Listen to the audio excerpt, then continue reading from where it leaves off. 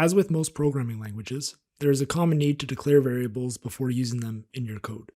If you aren't already aware, a variable is essentially a user-defined placeholder that allows you to assign some value to it. That value could be text, an integer, a decimal number, or even a Boolean value.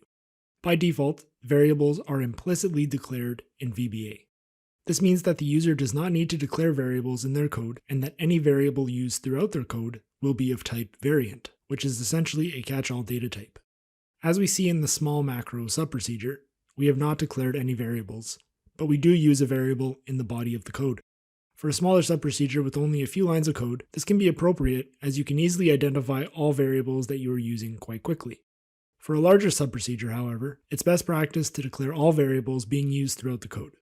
This is to ensure you are thoughtful about each variable you intend to use, that you don't repeat any variables that are already in use, and to catch any spelling mistakes that might be present in any variables that you have signed throughout. We can mandate the need to declare variables by using the Option Explicit statement. By including this statement at the top of the code window, every subprocedure within this module will be required to have all variables declared. Now when we try to run the small macro, we see an error arises. Let's declare this variable explicitly through using the dim statement. We can declare it as type string, which is text. Running the macro again, we see no errors arise. Looking into the large macro subprocedure, we see we have already declared all of the variables explicitly, which is indicated by all of the dim statements at the top of the procedure. Although using Option Explicit is optional, it's recommended when working with larger procedures to reduce errors being thrown and to eliminate the possibility of spelling errors.